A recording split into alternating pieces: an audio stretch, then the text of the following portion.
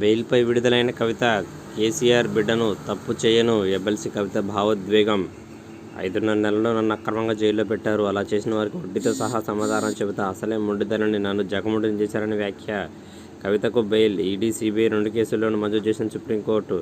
PMLA section 45ను అర్థం చేసుకోవడంలో ఢిల్లీ హైకోర్టు విఫలమైందన్న జస్టిస్ బీఆర్ గవాయ్ ధర్మాసనం.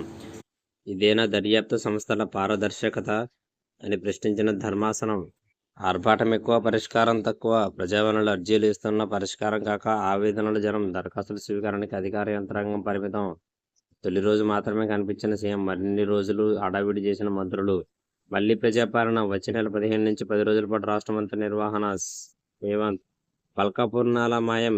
జన్వాడ సందర్శించిన రెవెన్యూ, ఇరిగేషన్ అధికారులు. నల్ల పరిస్థితి, కబ్జా తీరు పరిశీలన.